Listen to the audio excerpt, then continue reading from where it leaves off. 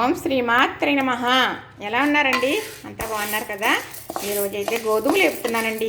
గోధుమలు వేపుతున్నారు ఏంటి అనుకుంటున్నారు కదా? గోధుమ సున్నుండలు చేద్దామని. ఈ సున్నుండలు కూడా చాలా బాగుంటాయండి, పిల్లలకి అయ్యి పెట్టచ్చు. మరి అలాగే షుగర్ ఉన్నవారు కూడా తినొచ్చు. గోధుమ పిండి తినాలంటారు కదా, బెల్లమే సున్నుండలు చేసుకుంటే చాలా బాగుంటాయి. అయితే ఈరోజైతే సున్నుండలు చేసే విధానం చూపించనండి. చక్కగా వేయించి ఇది మరపట్టింటాను. దీని ఒక విధానం అంతా చెబుతాను, చక్కగా వినండి. వింటే చక్కగా చేసేసుకుందరు. కానీ ఇలాగా చక్కగా గొల్లగా వేగుతాయండి. ఇలాంటి వెడల్పుగా ఉండే ఇలాంటి పానాలు తీసుకోవాలి. అలా తనసరగా కూడా ఉండాలి. కాటగా ఉందనుకోండి మనం వేపుకునే గిన్నె, ఇవి తొందరగా మాడిపోతాయి. ఏగము కానీ పైన మాడిపోతాయి అన్నమాట. మనకి పర్ఫెక్ట్గా అంటే కరెక్ట్గా ఏగాలి అంటే ఇలాంటి దళసరి గిన్నె ఒకటి తీసుకోవాలి. వేపేటప్పుడు చక్కగా ఇలాగా ఎక్కువ వేసేయకూడదు.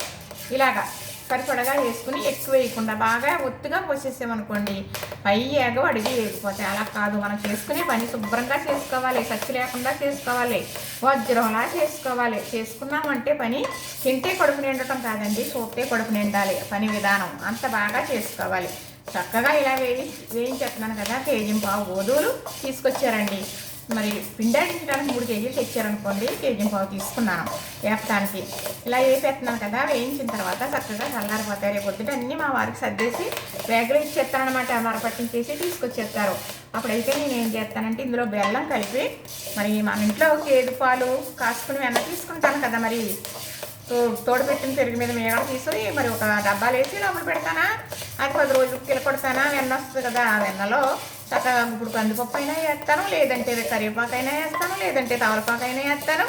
ఏదో ఒకటే వేసేసి చక్కగా కాసేస్తామా, కమ్మట నెయ్యి తయారైపోతుందండి. ఇలా సున్నుండలు చేసుకోవాలంటే ఇంట్లో నెయ్యితోటే చేస్తానండి.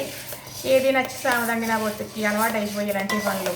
చక్కగా ఇలా వేగిపోయిన తర్వాత ఒక పళ్ళులోకి తీసేస్తానండి. అప్పుడు మళ్ళీ మీకు చెప్తాను. అదేనండి, మినువులు ఎప్పుడు చేసుకుంటాం కదా మినపసున్నుండలో కదా, అలానే ఇవి కూడా. కానీ మినపసున్నుండల కన్నా బాగుంటాయండి. ఇలా గోధుమలు వేపుకుని ఆడించుకుని బెల్లం కలుపుకొని చేసుకున్నాం అనుకోండి, చాలా బాగుంటాయి. పిల్లలు ఉన్న వాళ్ళు కానీ పెద్దలు కానీ తినొచ్చు. తర్వాత ఏమో మరి నేనైతే బెల్లం వేస్తానంటున్నాను కదా, మరి మీ పంచదార అలవాటు ఉందనుకోండి, పంచదార కుదురు పట్టి బెల్లం వేసుకోండి. కొంచెం మంచిదని చెబుతున్నాను. అలా వేసుకున్నా కూడా బాగుంటుంది. కానీ గోధుమలు వేపి ఇలాగా మరి గోధుమపిండి ఆడించి సున్నుండలో చేసేమి అనుకోండి, నెయ్యి ఎక్కువ పడుతుంది అన్నమాట. కానీ చాలా బాగుంటుందండి. మరి ఎన్నో రకాలు కొనేసుకుని తెచ్చేసుకుంటూ ఉంటాం. ఇలాంటి రకాలు కొనుక్కుందామన్నా ఇంత మనం చేసుకున్నట్టుగా ఉండదని నేను అంటానండి.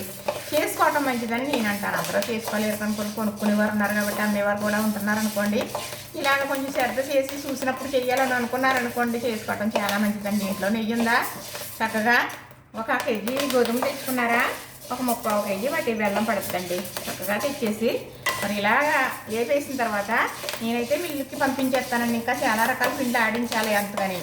ఇదే ఒకటే అనుకోండి, ఏం చేస్తారంటే చక్కగా మీరు మిక్సీలో పట్టేసుకోవచ్చు. ఈ గుల్లగా వేగిపోతాయండి, గలగలా నలిగిపోతాయి. పిండి అంటే చక్కగా ఇలా నలిగేటట్టు నలిగిపోతుంది అనమాట. మిక్సీలో ఇది పిండి మిక్సీ పట్టేసుకుని మళ్ళీ అలానే పట్టి బెల్లం చితగొట్టేసుకుని మిక్సీ పట్టేసుకుని చక్కగా కొంచెం ఇలాచి నలిపేసుకుని వేసేసుకుని తగినంత నెయ్యి పోసుకుని ఉండలు చుట్టేసేయమనుకోండి. ఎవరికన్నా కూడా పట్టుకెళ్ళటానికి పూర్వం ఇలానే చేసేవారండి. గోధుమలు వేపి పిండాడికి కాల్సమండి. గోధుమ రవ్వ, తెల్ల రవ్వ తెచ్చేసి రవ్వ సున్నుండలు అనేవారనమాట. రవ్వండలో అనేవారనమాట. రవ్వ పంచదార కలిపేసి చక్కగా ఇలాచీ పొడి వేసేసి కాస్త నెయ్యి పోసేసి మరి చుట్టేసి క్యారెల్తో పెట్టివారు, బిందులతో పెట్టివారు. చక్కగా ఇలా 2 కేజీలు పెట్టాలా 3 కేజీలు పెట్టాలా అన్న ఐటెంకి తయారు చేసేసి పెట్టేసేవారండి. ఎవరికన్నా పెట్టాలి, నిండుతో ఉన్న వాళ్ళకైనా పెట్టాలి, ఎవరికన్నా చూడటానికి వెళ్తుంటే పట్టుకెళ్ళాలంటే ఇలా చేసుకుని చేసేవారు. కానీ గోధుమ సున్నుండలు అనేది నేనే చేస్తానండి. మా పిల్లలు చిన్నప్పుడు ఎవరో ఒక ఆవిడ చెప్పారన్నమాట. అప్పటి నుంచి ఇలా చేయడం అలవాటు అయిపోయింది. కానీ చాలా బాగుంటాయండి. ఇవి కూడా నేను సున్నుండలు చేసుకుంటాం కదా, అంతకన్నా బాగుంటాయి. మరి ఇందులో వేసేది ఏమన్నా తక్కువ అనుకుంటున్నారా? ఒరిజినల్ నెయ్యి వేస్తామా, నెంబర్ 1 బెల్లం కూడా వేస్తాం. చాలా బాగుంటాయి. మరి ఇప్పుడైతే నేను ఉండలు చేసి చూపించలేస్తామండి. ఇప్పుడు ఏం చేస్తున్నానంటే వేసేస్తున్నాను కదా. ఇంకా చాలా రకాలు ఉన్నాయండి. పిండ్లు నూకలు ఆడించి ఇవన్నీ కవర్లో పోసేసాను.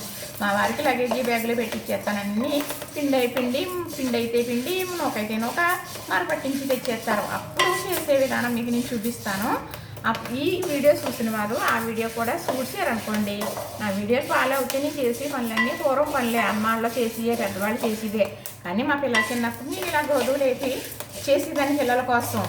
ఎందుకంటే పిల్లలకి ఇంట్లోనే చేయడం అలవాటండి. ఎప్పుడైనా మా వారు ఎప్పుడు డైలీ తెచ్చేది ఏంటంటే ఫ్రూట్సే పిల్లలకి పళ్ళే తెచ్చిపెట్టేవారే తప్ప ఏమీ బిస్కెట్లు ప్యాకెట్ కానీ ఒక చాక్లెట్ కానీ ఏదన్నా అది ఏమన్నా జంతువులైన అవి ఉంటాయి కదా అలాంటివి కానీ ఎప్పుడు మా వారి తేటం తెలియదండి పిల్లలకి అలాంటి తినబండారా తెచ్చి పెట్టలేదండి అంటూ ఏంటో ఒక పన్ను కూడా కూర్చోలేదు భగవంతుడి దయ వల్ల ఆరోగ్యంగానూ ఉన్నారు అంటే నేను అలా అనుకుంటానండి ఆయన చూశారు కాబట్టి అంత బాగా పిల్లలు అలా ఉన్నారని నేను అనుకుంటానా నువ్వు అలా బాగా చూసి పెట్టే పిల్లలకి నాకు అంత బాగా ఉన్నామని వాళ్ళు అంటారండి ఎవరి అభిమానం వాళ్ళు చూపించేసుకుంటూ ఉంటామండి భగవంతుడు ఇచ్చిన వరం మనం పొందుతూ ఉన్నాం కాబట్టి అలాగా దేవుని కలుసుకుంటూ మంచి మాటలు మాట్లాడుకుంటూ కాలం గడిపేసుకుంటూ ఉంటే ఏ టైంలో వచ్చేది ఏదైనా మనం అంగీకరించడానికి రెడీగా ఉండాలండి చక్కగా ఎగ్గుని చూసారా పట్లలాగా మీతో మాట్లాడుతూ ఉంటే ఎగ్గుని స్టవ్ అయితే ఆపేసాను ఇదిగో చూసారా ఎంత బాగా వేగినాయో ఇవి చక్కగా ఇదిగోనండి నేను అంతకుముందు వేపేసి ఉంచాను మీకు చూపించడం కోసం వేపాను కానీ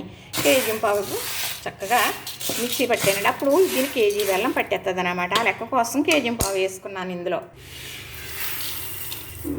ఇవి చల్లారాలండి చల్లారే వరకు కూడా మనం ఇందులోని వేయకూడదు అలాగా 1 గంట అయినా 2 గంటలన్నా పక్కన పెట్టేసి ఉంచేసామనుకోండి చల్లారిన తర్వాత కవర్లో పోసేసి పక్కన కట్టి పెట్టేసి ఉంచేస్తాను మా వారికి పట్టుకెళ్ళి ఆడించి తీసుకురావాలి కదా నేను కేజీ పావు ఎందుకు వేపానంటే కేజీ బెల్లం పడుతుంది కదా అని అప్పుడు దీనికి ఒక 1/2 కేజీ పైన నెయ్యి పడుతుందండి అప్పుడైతేనే ఉండలో చాలా బాగుంటాయి ఒక్క ఉండ తింటే చాలు ఇంకా జన్మ ధన్యమైపోతుంది మళ్ళీ ఇంకో ఉండ తినబుద్ధి అవ్వదు అంత ముఖం వచ్చేస్తుంది అనమాట గోధుమ చున్నుండలు కూడా చాలా బాగుంటాయి తెల్ల రవ్వతో చేసుకుంటారు కదా అలాగే కదండి ఇలాగా కూడా చేసుకోవచ్చు మరి ఎవరన్నా చెప్పారో లేదో నాకు తెలియదు కానీ ఇంతకుముందు కూడా నేను చెప్పడం జరిగింది ఇప్పుడు కాదులేండి ఇప్పుడు వచ్చామని వృత్తి పెట్టిన కొత్తలో చేయటం జరిగింది తర్వాత మళ్ళీ గోధుమ చున్నుండలో ఇంట్లో చేశాను కానీ పెట్టడం అవ్వలేదు సరే చక్కగా ఇలా చేశాను కదా ఇది పిండి రెడీ అయిన తర్వాత మరి మా వారు తెచ్చిన తర్వాత మళ్ళీ ఉండలు చేసే విధం అన్నీ చెప్పి చూపిస్తాను తప్పకుండా ఇలా చేసుకుందరు కానీ చేసుకున్నాం అనుకోండి మంచి ఆరోగ్యం కదా కొనుక్కుంటే ఆరోగ్యం కాదా అండి అంటారా తప్పదు కదండి